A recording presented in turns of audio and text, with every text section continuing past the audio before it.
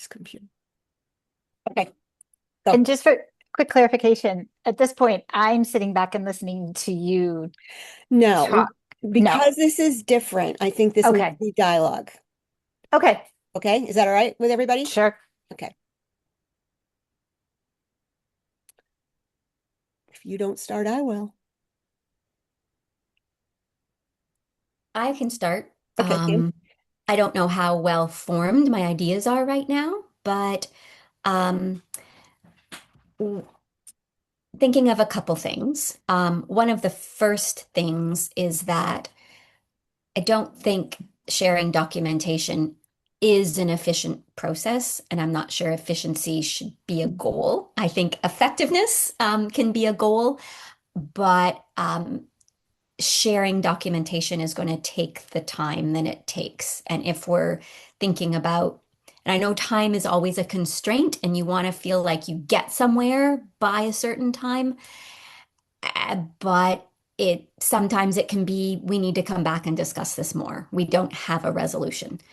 Um, the other thing, though, that might make it feel more effective, and I guess this is more a question for you, Kirsten, is Mhm. when people are bringing their documentation, is it in relation to something? Is it in relation to a question that they're researching as a class?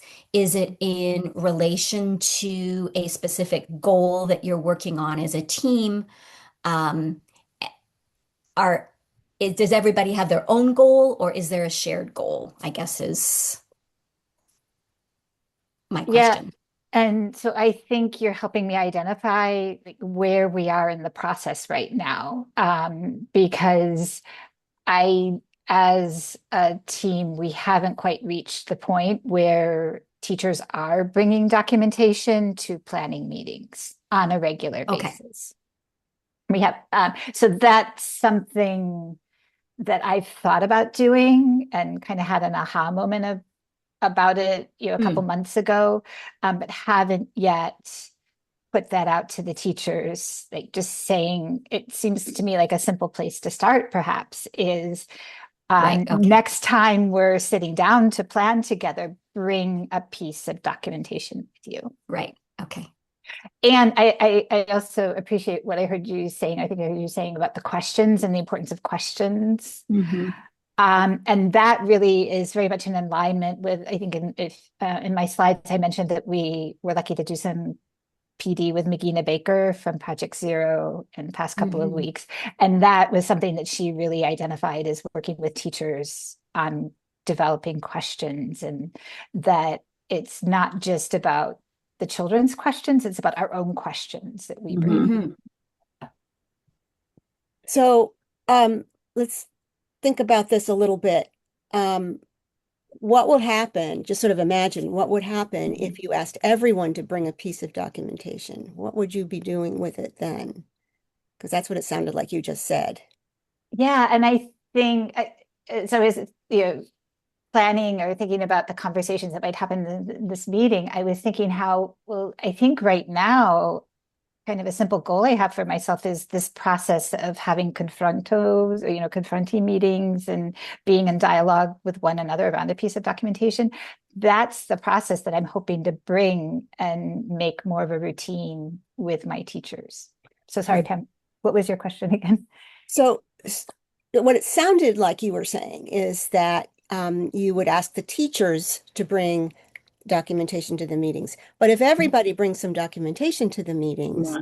then how are you imagining this will go, Yeah, considering that there are a couple of purposes for this. One is to help teachers help in investigation, you know, um, muddle through the sticky points. But the other is formazione, is the growth of the teacher, right? So considering that, what are you imagining will happen if everybody brings documentation? well, usually when we have planning meetings, I'm just meeting with the two lead teachers. I see. So it won't be a whole group. It won't be a whole group. It would just be a one team of teachers. Is that Um, enough minds? Oh, go ahead. No, I was actually going to ask a clarifying question. Kirsten, how frequently are those meetings, and are you in every one of their weekly planning meetings, or are they planning, and the two lead teachers, meaning the two teachers from the same classroom, or two lead teachers from the same age group but different classrooms? It's two lead teachers from the same The classroom. same classroom. Okay. They And have, oh, sorry, they have 1 hour of planning time a week. And I work with 5 teams. I don't plan every week with each team. right. So is that enough minds to serve both those purposes? Is my question. Do you know what I mean by enough? Yeah, I don't know. Mhm. Just- I was, Yeah. so you have a teacher team who has an hour to sit down and um, plan. And how would you describe your current planning process? Like, what do they do right now? Um, when I'm sitting in actually the planning forum, this might have been a helpful thing to share with you ahead of time. Well, But that's okay. We usually, got you. yeah, the planning form sort of it starts with a space prompting teachers to reflect, what are the children, showing you they're interested and curious about? What have you been doing in the classroom? So it's like sort of looking back, and then an opportunity for teachers to write new possibilities based on that. And then there is a section of like planning indoor provocations and outdoor provocations. I don't really like this, but it's Monday. I really don't like teachers filling in the Monday to Friday boxes, especially when their planning meeting is like Wednesday at 1 and they're thinking all the way ahead to the following Friday. But that's the system as it is. So they plan indoor provocations, outdoor provocations, usually around a unit of study or a topic or an investigation. And if you're familiar with Teaching Strategies Gold, we used to do like more of they had units of study, clothing study, and we've gotten away from that, and really teachers are given much more freedom. For example, one class they're exploring their neighborhood, and another class is exploring imagination and what they can make with loose parts. Mhm. Another class is exploring monsters. So there is much more freedom in the system than there had been previously. Teachers also, they plan read alouds, the story read aloud. And then also we have a weekly math and literacy objective. And teachers, for example, it'll be rhyming and counting. And the idea is that teachers plan for how to embed rhyming playfully throughout the day, if that makes sense. Mhm. And one comment I would make in terms of one of the reasons why I think it's hard to let go of the plan ahead structure is connected to our program being a DLL or an EML program. And I've heard this many times from administrators and experts about the language development aspect of this. There's this need, the importance of visuals in an emergent language, and that teachers need time to plan ahead for visuals. However, I do think something that we are growing in understanding as a pre-K team is documentation is a really great visual. Mm-hmm. True. May I ask too? So we use Teaching Strategies Gold too, and again, I like how you said it is developmentally appropriate and the progressions are thoughtful, and yet there's a lot of misuse in how teachers then are using it. And I guess I'm wondering, is there some sticky points around documentation and them just thinking, oh, documentation is me uploading this photo to prove that this kid can write their name, and not necessarily I'm using documentation to further study and understand like the questions that are coming up. Yeah. Yeah. Okay, because that's definitely a problem at my school as well. Mhm. Yes. And I would say there's like teachers are on a continuum in there's teachers who are more comfortable and have figured out that, oh, I can, capture this raw documentation of this really cool interaction and then also go back and look at it and identify the gold objectives. And this is where I think my administrative team is pretty good. They are okay with a teacher taking a photo of, if, the documentation itself and just uploading that into Gold and checking off what we need to check. They don't need to retype it. Does that make sense? Mm-hmm. Yeah, but I hear what you're saying, Jesse, in that um, it's if your goal is formación in a particular direction, but the materials, the tools you're using are encouraging a different direction.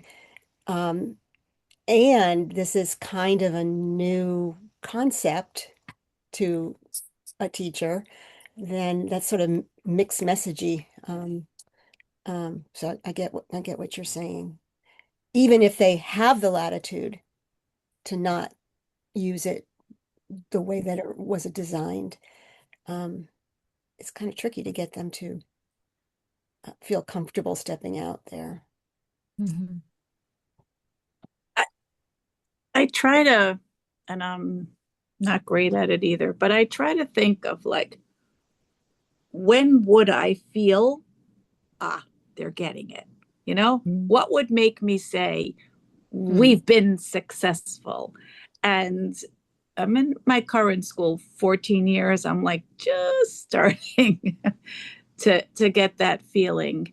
And I think it's because we've been almost narrowing and narrowing and narrowing and narrowing. And really, in an effort to help exactly and support the teachers with documentation, we've been choosing every year one open-ended material that the whole school focuses on, and we have a coach, and we have a lot of ways we explore. But so the first year it was just like everybody looking at how the children were working with clay.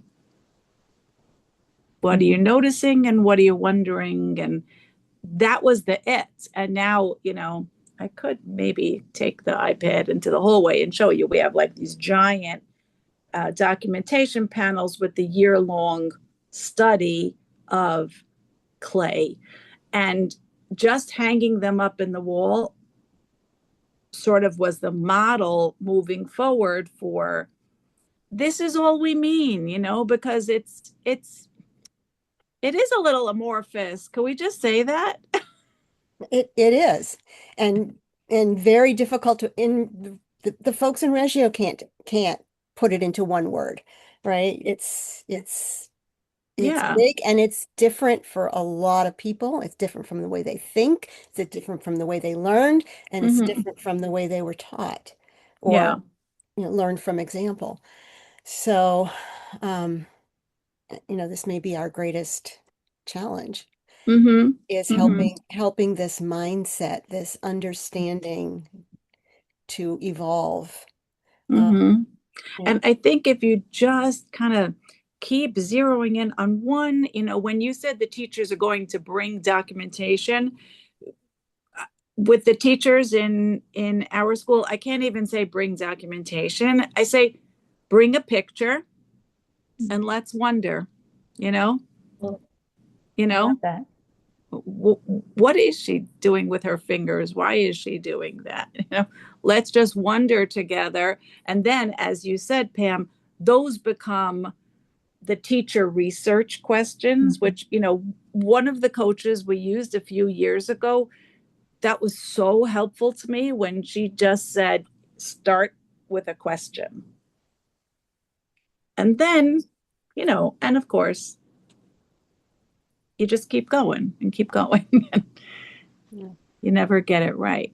But Yeah, the place where we started as a group, the kind of documentation you all have been bringing is not necessarily how you can start with teachers who are on the cusp of understanding what this is about.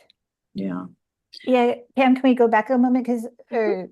earlier you were asking if that was like I was sort of describing what my next thought or next thing I wanted to try is like just asking, inviting teachers to bring documentation to their meeting Mhm. or to the planning meeting. And you were kind of wondering, well, is that enough ideas and heads to ponder about something? Did I understand that correctly? Yeah, but I didn't understand that. Oh, the limit. Yeah, the limitations. Yeah. Um, if you really are trying to use the CAC, the modified CAC, Mhm. it takes more brains, together Yeah. than two. But I didn't understand what your context.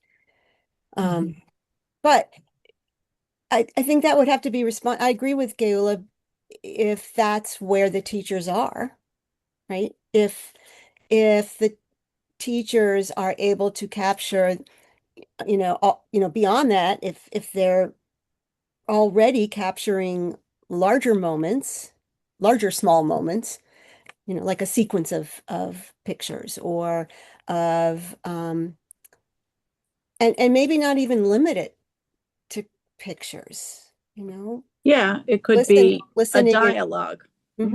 yep. Mhm. A dialogue, a child's a private conversation, not private, but spontaneous conversation between two children. It could be anything that happened. And I think that's in when I was writing the planning article, and sort of trying to come up with a form or the template of a form, because that's what was being asked for. Um, Starting out with, just saying, what do you notice? What is this? Um,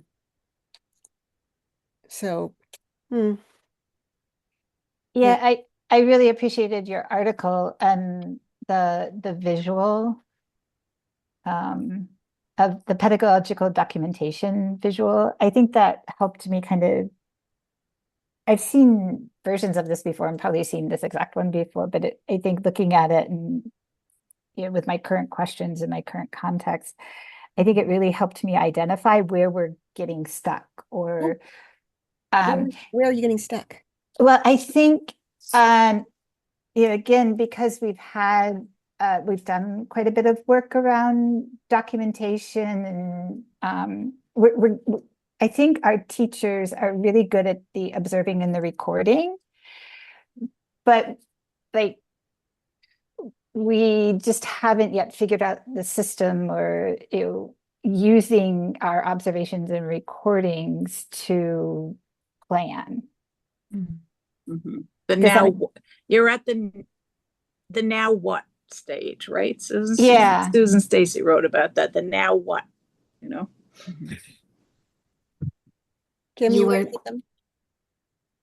Kim, I was. uh, Kirsten, you were describing your planning template and how it begins with a reflection on what happened in the previous week.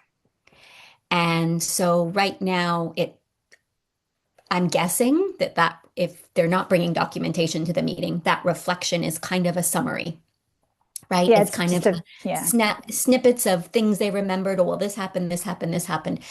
To me, that seems like an opportunity where you could bring an example or some evidence. Say, could we have a conversation? Could we have maybe at the end of the planning meeting, because it's a team of teachers, it's like, let's commit. These are the things that we are hypothesizing might happen in this next week. Let's bring back a conversation, a photo, something that is going to augment our reflection next week so that we'll begin with some raw documentation rather than the teacher summary of the documentation. And then, because it seems like they're going right to the analysis of how the week went, Mhm. um, rather than let's bring something that hasn't yet been interpreted and let's interpret it together. And this is where your Just questions would be really important, is in that meeting, where they bring the evidence, um, sort of to help. And you would obviously do this responsively, but to help the thinking go beyond the superficial and deeper and keeping the process and the thinking central. It'd be interesting to record one of those meetings if you tried that and see where the opportunities for support are, with you as facilitator. Yeah, and you're giving me an idea because I think initially I was thinking, oh, to record a whole hour planning meeting, that's kind of daunting to me because I'm thinking, well, when realistically would I have the time to go back? But because probably it just is 5-10 minutes in the beginning where we're kind of doing that reflection or looking at a piece of raw documentation and interpreting together, that like kind of the juicy thinking and ideas would happen, and that it would be interesting to try recording that and then Yeah. for me to reflect on it later. And Well, that would be what- the purpose, really, yeah is yeah for you to use that as you would with children, to figure out, where the thinking is, where the sticking points are, where, where they might need particular support, something that sort of evolves. yeah I also wonder if your question, the second half of that first question, how to value all effort while also highlighting why some examples have more potential value for teacher research and inquiry. It might be to ask the teachers to either reflect aloud or in writing every now and again, or after each session even. What did you learn? What surprised you? What inspired you? Um, will this experience change something you do or how you think about something? Because if the answer is nothing, um, the participants may get insight into relative value of documentation artifacts. And that would be if you were doing this in a larger group, which isn't a bad idea, is to every now and again have a meeting with all the teachers and one team brings it documentation and use the CAC. But Yeah, and I think there is the possibility we within our PD structure, which I don't need to go into, but we have monthly learning group meetings. And so that's like that could be the whole pre-K group team of teachers. Or it could also include, like we could do it by site, which would then include infant, toddler, and the pre-K team. And so anyway, it doesn't really matter the age of the children. The process is the same. Mhm. And like I said, the more minds on it, the better. And they will come to recognize documentation that is not that does not inspire the conversation that they know that it can if it is more meaty or more Do you have these questions written down somewhere? These are really great prompting questions. Like, what did you learn? What surprised you? oh yeah, sure. You want me Um, to send them? that would be that would be great. Okay. Because that was one of my questions. I'm like, oh, how do you come up with good questions to prompt teachers? And I appreciate sometimes it's sort of, in the moment as you're looking at something, it naturally, organically comes up. But if I have a couple questions like that kind of in my pocket, that's super helpful. Yeah, I'll send that to everybody. I can put it in the chat, in fact. You could also invite another way to get them to help people sort of see how they can use their documentation is to invite the people who are going to present to practice beforehand with you, not for evaluation, but so they can ask questions like, which image should I use here? Or, that kind of thing. Because that process takes and develops ownership and um, and the courage to present the documentation. And if you're there helping them, then that can to support that might be something that is helpful to some teachers. Don't know. Anybody else have anything about that? Or should we go to the next question? Actually, we've addressed the second question. Sort of. Ideas for how to encourage teachers to start with documentation for planning. Kind of did, didn't we? Did we do it enough? I feel like I have a lot of things that I scribbled down. Well, remember, this is So being recorded yes, and I appreciate because I remembered. so I can go back and Idea. pull ideas too. Yes. So you don't have to write it down. Just have to listen again and then write it down. Yeah. Yeah. And then your third question was, what systems and routines have worked for you? We've already talked about that too. I think we went everywhere for this one. I have another question, I think. Mm. When you're in your planning meetings, Mhm. where, I guess this is a hard question to answer, but where are you finding people are most comfortable in their planning? Because I would maybe think that starting at an area of comfort and inserting opportunities for documentation into an area that they're already interested in exploring. So Mhm. I'll kind of back up and kind of describe why I'm thinking this. In the school system that I work in, because I'm in like a K-8 system, so I'm not in the early childhood realm. And so you have a lot of educators who are working towards specific curricular goals. And I have found that helping people get into an inquiry stance and wondering about the children, um, it's helpful to start with something that's curricular. Like you said, you have, say, mathematics or language goals that you're trying to embed in play.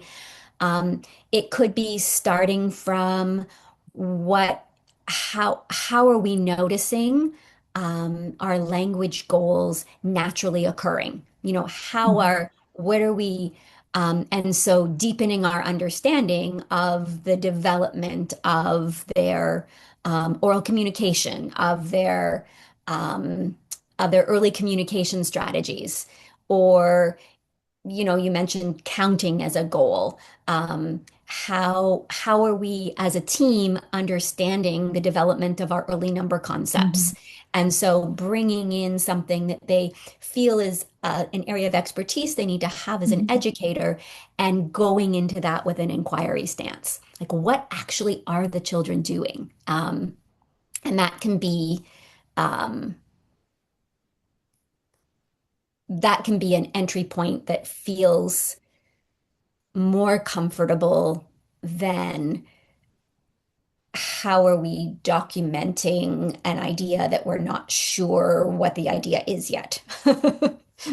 So just a suggestion. Because it also sounds like you are in a place that people are really comfortable with going at big ideas and being emergent and all those things. So Well, and your idea, in my mind, I'm making a connection to, it looks like she dropped off. What's her name? Julia? Keula. Geula? Keula. Where she had the suggestion of choosing like starting with one sort of big question, Like a material. like a material, Mhm. or like it could also be like one maybe area in math that we want to collectively, right? Mhm. Um,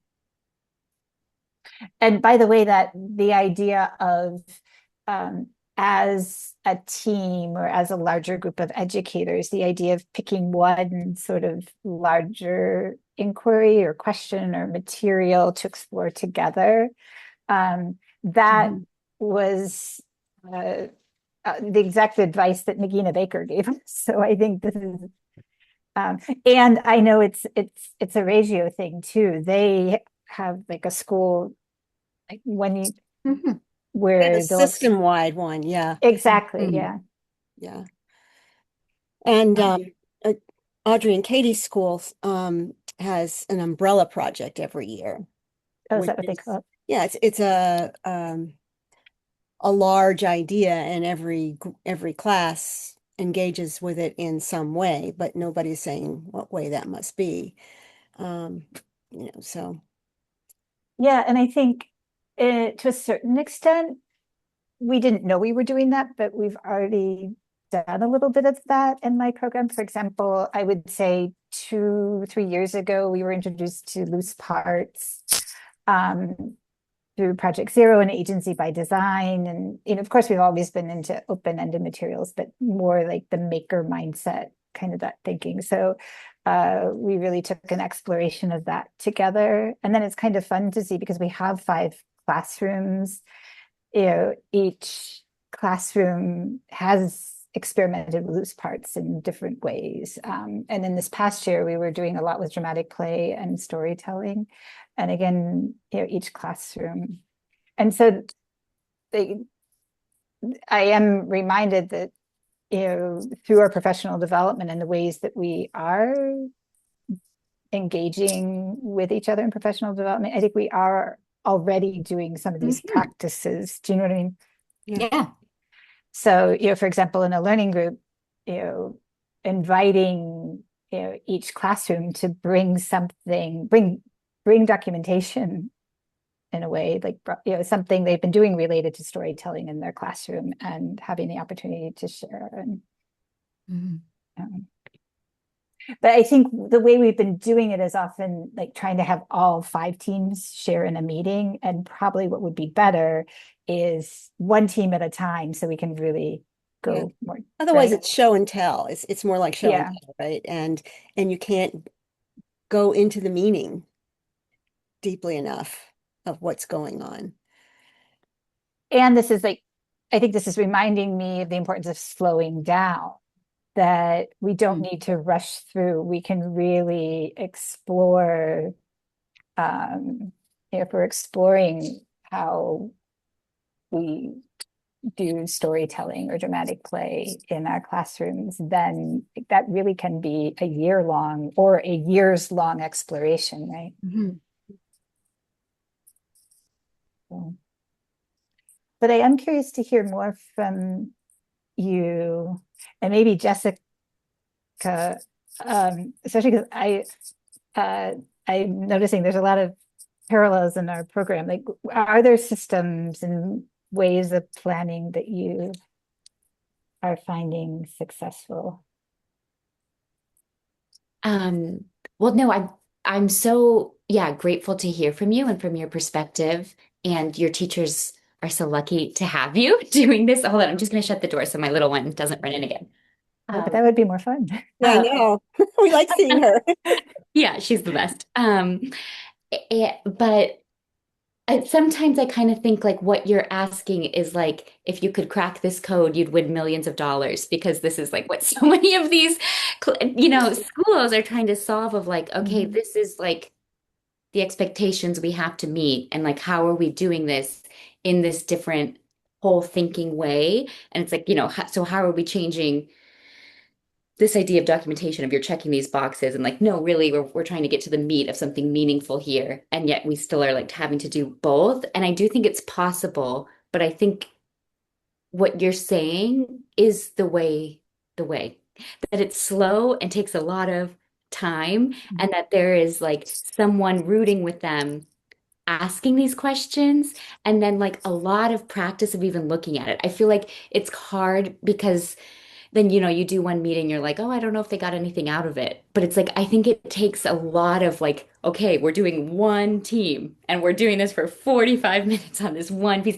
And Mm. it takes a lot of, I think, of that rhythm to get the teachers to even believe that that's worthy, because you've helped believe that that's worthy of their, like hopefully they can get to it. But like, I think I'm just thinking of like some of this, like I work with wonderful colleagues, but there's so many of them are like that are like, I just have to do this checklist. Or when I come, this is show and tell, and I just have to show this and like put up this picture, and I don't really care what anyone's saying about it because I'm like gonna go, I have to go do A, B, and C, that kind of a question. So I do think like, yeah, sitting into the process. But my school certainly does not have any systems right now that are making that palatable. So I'll keep thinking of things in the past that I think have worked, but um I'm like curious. we're in the messy middle with you. Yeah. Well, and I appreciate what you were saying about like, we're maybe looking to crack the code and win the lottery. Um, so it's kind of an impossible dream, perhaps. But do you really want that? I mean, do you really want to crack? I mean, it's not, and this is the argument that I have with the for-profit systems that, that are put into place, is because they're not, um, they're making it seem as if it is possible to Mhm. have, for it to be cut and dried, and vertical as opposed to horizontal. And but growth isn't like that. And that's what professional learning should be. It should be an evolution of the teacher, um, And the I think, teachers together. Yeah, go ahead. well, and I think too of like what you were saying of like, well, I think Guela was saying it too of like, like even examples of like what a panel would be and why this like learning is helpful. But even like in like showing raw documentation and continually like teaching them of like, this is the way I would enter this into TSG Gold, of like showing me these things and that you're getting all these same objectives Mhm. from this type of thinking. Because also, like Pam was saying, it is sort of two antithetical ways of thinking. And so I do think it's like all the time teachers are trying to be like, making it make sense. But if you can keep propping Mhm. up of like, we do have to do this. Like there are these rules and regulations that we are beholden to the system. And yet like like I want you to elevate this thinking as important. And then yes, we'll get it to check off these other things. But I think when you keep rising that up too, that can give permission to teachers to think in those deeper ways. Yeah, and I think it needs to be constant permission, just because of the constant Yeah. loud voice of the rest of it. Mhm. Yeah. Mhm. Hmm. I see. So I was the one who would ask the question about like what is gold and what is class Mhm. and all those things because um You don't have to think about them. Or they- no, well, we just have, You have I'm a from different, Ontario, Canada, and so we just oh, have you have a different different system. systems. So I'm just not familiar with it. So it's not that we don't have accountability systems. They're just not Right. called gold and class and things like that. So when I think about, so you're describing, uploading documentation. And I think calling it documentation is perhaps doing a disservice. Like I'd almost rather use the word evidence. So I am uploading evidence that, and I'm valuing evidence that is a conversation. I'm valuing evidence that's a photo. I'm valuing evidence that's so I love that all forms of evidence are valued and that we're not narrowing what evidence can be, but I think calling it evidence might be helpful. I have found in a lot of conversations that talking about documentation, we end up with if we have 5 people in the group, we can have 5 different interpretations of what we're meaning at that point about what documentation is. And the fact that we use it interchangeably as a verb and a noun is part of the process. We say bring documentation, which is an artifact. So we have our artifacts of documentation, but then we have a process of pedagogical documentation that Pam had illustrated. So when we use the same word to mean different things, it's hard to know. So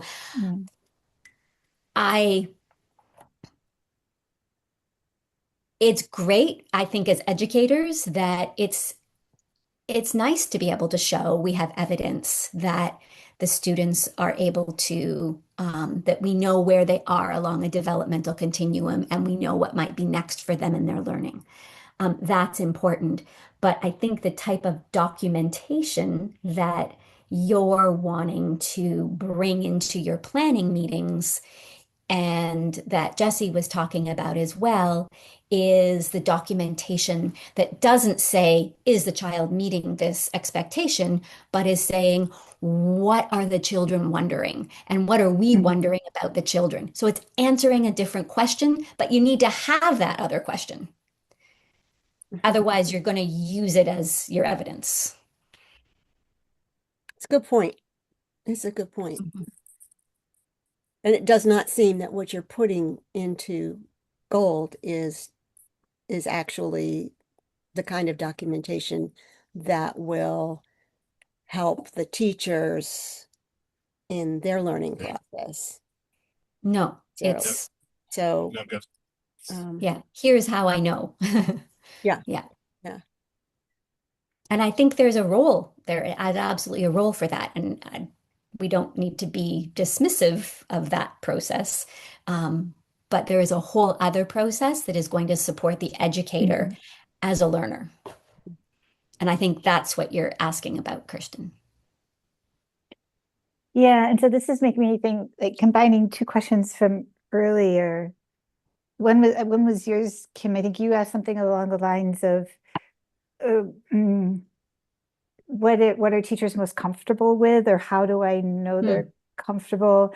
And then, sorry, Gayula, Mhm. she I think earlier she said something about how can I know, or how do we know when teachers are being successful at documenting, or Yeah. and I think for me that moment, and it doesn't happen all the time, but it has happened when a teacher comes to the meeting and they're excited to share something interesting, funny, kind of different, unexpected that happened. And so I think maybe that's important for me to recognize that is to a certain extent happening already. Like what you were just saying, Kim, about, teachers beginning to tune in, or tuning in more to what children are wondering, and then turning that into their own wondering. Like I think that is already happening, and it's helpful for me to kind of recognize that more, and that I do have that to build off of. And maybe you need your own gold system for them. Yes, there's No, but I'm joking, but I know. you know, it's interesting. One of the things I did during COVID was I got certified as a dog trainer, and the things that um, one of the instructors kept saying that if it's a little bit better today than it was yesterday, Mhm. if you see if even if you go up and down, but you're seeing positive progress towards where you want it to go, Mhm. which is far more complex for us than it was for the dogs. But then you can say this is on its right path. You know, we Mhm. just keep doing what we're doing because it's helping. As opposed to saying we're not where we want eventually to be. All that does is make you discouraged and um, where really you should be quite encouraged. Uh, Mhm. you know what I'm saying? So, um, yeah, I think there is that tendency, but and that's why I'm saying it, maybe you need some way of journaling what you're seeing among the Mhm. teachers so that you can go back and look and say, oh yeah, she is making progress. Yeah. She is understanding more. She is um, able Well, to participate more. Yeah. and something like one of my key takeaways from the article you wrote and posted this week with you in the beginning, you asked questions like, where is the child in this kind of curriculum, meaning the more plan, um, and where is the possibility for thinking deeper than the child alone can imagine? I'm sorry, than the teacher. I think you meant the teacher alone can imagine. Sorry, I think I miswrote that and misquoted you. Sorry. Um, but I think for me, reading that, it helped me realize how documentation and encouraging and inviting teachers to bring documentation to planning, that's how children can have a voice in the meeting, right? Yeah. Yeah.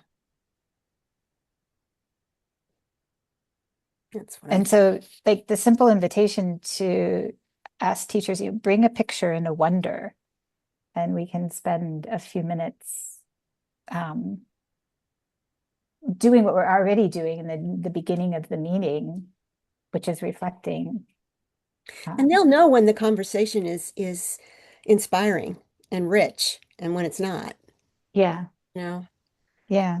So So anyway, I'm excited. I feel like I need to go back and listen to this again and kind of sort through my notes, but I feel like there's probably two, three, four at least strategies here that I can experiment with.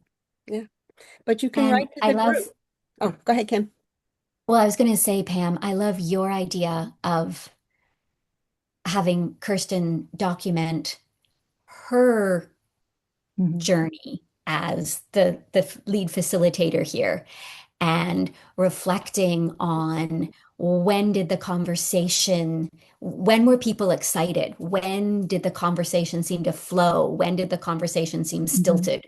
What were the prompts that I was using? And so reflecting upon the meeting as to what seemed to move things in the positive direction. And that I think will help you define what success and growth is looking like and also help you unpack the prompts and the times where you say things that move the conversation forward versus the times you say things and the conversation stops because that will Mhm. happen. Which is what you do Right? with conversations with children. I mean, Yeah. that's Mhm. it's not Mhm. different. People are people, learners are learners, and in that way. Yeah, and it's making me wonder if I start with the invitation to teachers bring a photo. If down the road, then it might turn into a photo and just a couple of sentences. Do you know what I mean? Maybe you want to bring a photo too to that first meeting.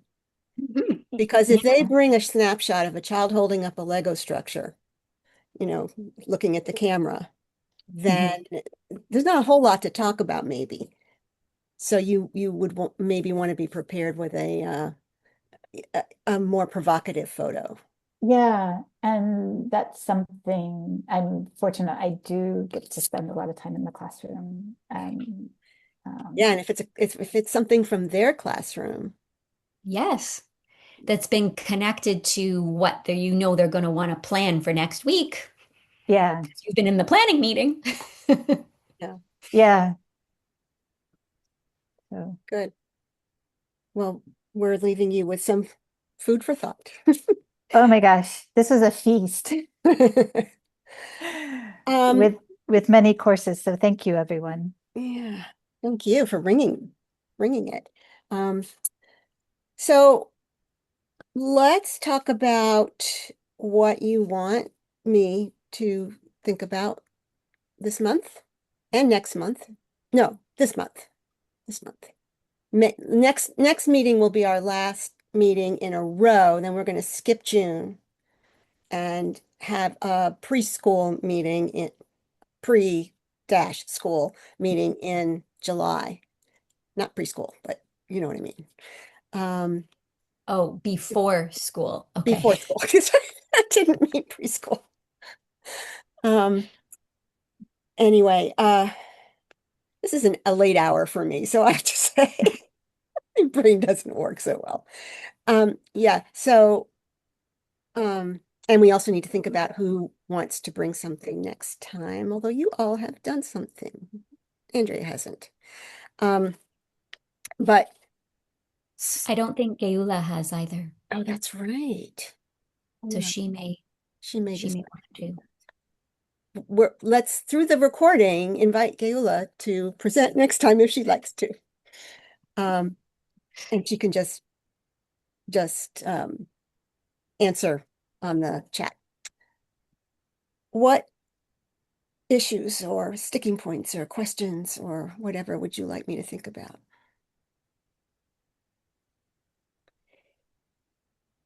If any. I've only just had a chance to start to digest your planning post, and it's got me thinking about a lot of things. So I need to digest that a little bit more. So I would like a little bit of time with that, and I hope that people respond and we get some conversations about what planning is looking like in different places, because I would love that to hear more about that. Okay. And sorry, Jesse, I cut you off. Yeah. No. Oh, go ahead, Andrea. Oh, no, I was just going to say the same, that, this conversation around, Kirsten's role of planning at her school has been really interesting for me as I've been also reflecting on my role in that, I think we have sort of a similar role at our schools, but, just again, that, this idea, I wrote a long thing in the chat earlier about, this idea of handing in weekly plan books, and that I'm sort of migrating away from that. But we do have these other things that we are sort of accountable for. I mean, not for funding and things like that, but because, these systems are set up, by the state, and we feel like we say that we're following these benchmarks and like embedding them in our curriculum. And so, how do we make sure that we are doing those things without that becoming the curriculum, and the more teachers are writing in a plan book, then the less room there is for the children's thinking to be guiding what you're doing every week. So how do we, gently sort of move away from that, but have the kind of accountability that is actually meaningful and real, and there is a checklist at the end of the 4's year that we do have to send on to the kindergarten. So they are accountable in that way. I mean, I guess we as a school could just say we're not sending it, but I don't know if that helps those kids. If they're being placed in classrooms and the kindergartens at the public schools are trying to like figure them out. I don't know. So it's like it's this push pull of these things that I think feel really, they feel really suffocating. But then at the same time, there are some structures and systems that are helpful. And so how do you kind of design ones that feel meaningful? So the reports that you send about your preschool children are used to determine class placements in kindergarten? Well, we don't know exactly how each school uses them, but we are Okay. asked by the public schools. It's called a kindergarten transition form. And it does include a checklist of things that are kind of, I looked quickly at that gold thing, and it's kind of like that, a regulation and, print concepts and literacy and, oral language. I mean, it's that kind of stuff. And then there's also a narrative piece that goes with it that's about sort of the child's, strengths and passions and interests, and then also, areas for growth and that kind of stuff. And that Okay. goes with them. And then we do narrative reports twice a year in all of our age levels that go home to families. So the Mhm. the fours teachers, and we have kindergarten at our school, but most of those kids are doing kindergarten again. So the fours teachers and the kindergarten teachers are sending that the out of the school also, but everyone is doing them for families. Okay. So the checklists are essentially evaluation without evidence because there's nothing there that shows the learning, just the check, right? Right. It's just a check. And then the narrative is supposed to sort of, bring that to life a little bit. But I think that we've gotten too caught up in the evidence of those things because we don't want to be just checking boxes without having evidence that would show that this child is, persists in their learning, or that, all those kinds of things that it's looking for.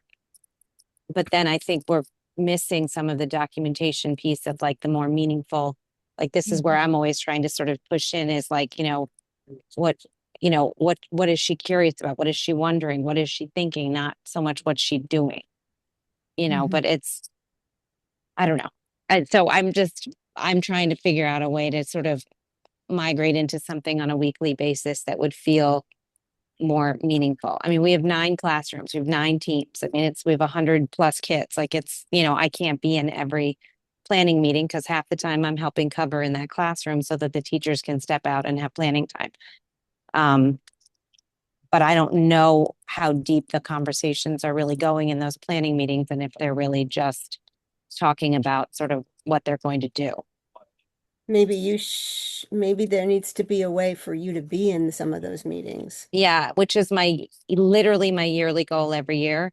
And it almost never works because I either have somewhere else I have to be when they're happening. They're all happening at different times, depending on those teachers' schedules. Mhm. They often happen at lunchtime. And so then I'm helping in a classroom for lunch. It's something I want to talk to about, really talk about with our director for this coming year when we're thinking about coverage so that I can be more a part of those. Yeah, because you can't help teachers with their evolution, with their growth, if you're not aware of what they're doing and thinking and Right, where they are. right. Yeah. So And I think that prior to me coming into this role, the plan book for the former director was like serving as that. She was, I mean, was commenting all over it about yes to this, no to this, I don't like this, do this. And so that was like the system I inherited, but I never felt comfortable with that idea. I used it more like I would ask questions in it. I would get the plan book and I would say, oh, what inspired this? Or how did they respond to this? Or what, it was more a dialogue. But I've moved away from it because so many of our teachers have been doing it for so long. It seemed like I didn't need that to interface with them about it. I would just be in their classrooms and talk to them about stuff, Oh, so you're not using those anymore.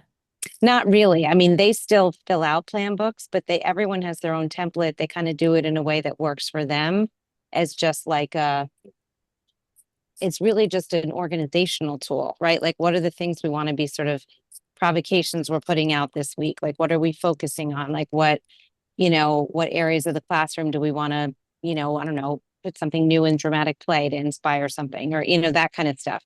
But so their plan books don't really look like Monday, Tuesday, Wednesday, Thursday, Friday. It looks more like like social emotional, like, creative art area. Like it's more like what are the things they're sort of, going to be thinking about for each of those areas. So, and Yeah. everybody's looks different because everybody's brain is different. So I've always told them, make a plan book that makes sense to you. I don't need it to look a certain way. I want it to be something that helps you and your team, think about the week ahead. Or I've even said like in 2 week or 3 week blocks. Like it doesn't even have to be a weekly thing because you're not changing everything out every day necessarily, I don't know. Jessie, how old is she? She's so cute. Do you want to say your name? This is Posey, and Posey is 3. 3 years Hi, old. Posey. How big? Hi, Um, Posey. this is sort of off track too, and I want to jump back to that, Andrea. Sorry to interrupt, but I was also thinking, Pam, something I've been wondering a little bit about is, for lack of a better word, like celebrations of learning, or like how you bring families in, or You did yeah. ask that last time. I just didn't get to it Oh, yet. no, no, not at all, not at all. But yeah, I've been thinking a little bit about that in terms of mostly, yeah, like connecting with parents, but also like the kids being like remembering or showing or telling about. And I think different than, again, kind of when we began the meeting with Andrea talking about like, that parents want something like performative. And so like, again, not that, but how are we making this a little bit more meaningful? How do you make a board hat, right? Yeah, exactly. Exactly. Yeah, okay. Let's think about that. I wonder what would happen if we did an exercise trying to come up with collectively a planning document. Yeah, I love that idea. We haven't done any collaborative writing. Um, I I could start it if you want, and you could mess with it. I don't think we can really do that on in the studio properly. I don't see a place to collaborate on a document. But we could do it in Google, Could you just, yeah, link us to a Google a Drive. shared folder or something? Can everybody get Google Drive? Must be able. Yeah, yeah. Yeah. Right. I'll play with that a little bit too, but I'll first think about Jesse's question because she asked it last time. So, planning Um, document. But Jesse, this is only one quick answer, but I wanted to say that two things that I have seen to be really effective at our school in terms of like celebrating children's learning is that in one of the classrooms, just because of the way it's set up, like the whole wall at eye level for the children is this huge bulletin board. And so when they're working on something that looks like it's going to sort of sustain for a while, the teacher has this beautiful way of sort of capturing photos and some words about what's going on, but it actually like visually grows. Like half the bulletin board is empty, and then each day or week as things are going on, that she's adding to it. So then we ended up doing this, and here's some pictures, but then, and then there'll be a question, or there'll be a web, or there'll be, whatever it is that they're working on. But I just love the way it's set up. And I know that sometimes you don't have control over the physical space in a classroom. Like not all our classrooms are like this, but because it's right where they can see it and it's at their eye level, it really reinforces to me that it's documentation like for them versus, again, performative documentation that we put up like for families versus what we're putting up so the children can reflect on their learning. And then there's another teacher who often works with the children to make a book. And they select photos that they want to go in it. And then they either dictate or, depending on the age level, they might be doing some simple writing to go with it. And it kind of documents like the journey of, the chocolate factory or whatever it is that they've been working on. And then that book just by itself kind of becomes a celebratory thing because it lives on the bookshelf in the classroom. It feels like it's a very, special thing. And then if families come in, they can be invited to look through the book with them, but those are just simple things that are less about bringing families in, which is what you were talking about, but also really about celebrating the learning that's going on. Nice. Thank you for sharing that. Okay. All right. Anything else? Enough? Okay. All right. So we will meet at the beginning of May, I think, right? And I will put together a first stab at a planning document and then share it as a link in Kaleidoscope. Okay? Does that work? Can I ask when your schools end for the year? My program, the last day for the children, and because we have adult students too, it's like the third week of June, and then we have the final week. Our school year tends to be longer than most. We have like a week of Okay. PD. Oh, and speaking of celebrations of learning, we have a teacher exhibition of learning, which it's an idea we borrowed from Project Zero. And this will be our fourth year, but that's been kind of an amazing experience to celebrate teacher growth and to prompt or guide teachers, like reflect on something that you learned this year, and then invite them to create some sort of artifact that expresses their learning. So it's a different kind of celebration. I know it's not children, but it's That's exciting. yeah. Jesse, when do you go until? We go till the second week of June. Okay. What about you, Kim? I'm right to the very end of June. So like the last Thursday in June is our last day with students, and then we have one day without students. We But wrap up. we also don't go back until after Labor Day. Yeah, we wrap up earlier than the rest of you. Our last day with students is the last Thursday in May, like whatever that is. And then last Friday in May is our last day with teachers. And then we run 3 weeks of camp in June, which are sort of primarily designed to kind of keep us in tandem with the public school system and their end dates. But the camp is optional for children and families and teachers. It's not a part of, it's an extra cost, it's an extra choice. Okay. That's good. Andrea, remind me where you're located. I'm in Westport, Connecticut. Okay. And is that a public school or it's private? No, we're a private school. Yeah. Okay. With 2-year-olds through kindergarten. So yeah. That's more typical. That is typical of independent schools, that they would end sooner unless they're around. Yeah. So it's just, they're not an outlier particularly.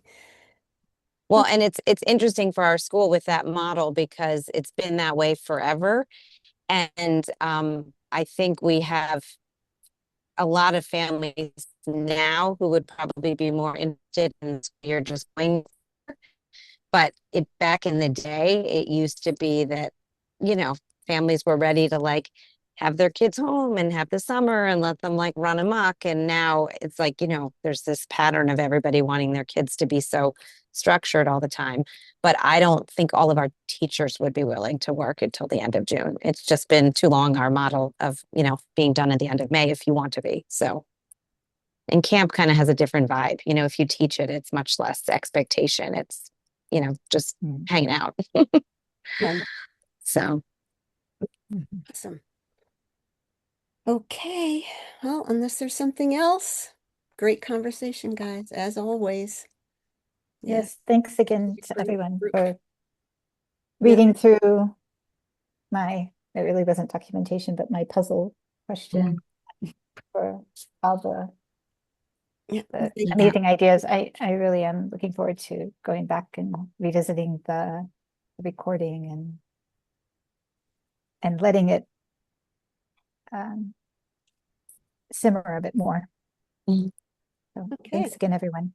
All right. Well, Thank you. have a Thank great you. month. I'll see you next month. Okay, Bye. thank you. Bye. Take care, Bye. everyone.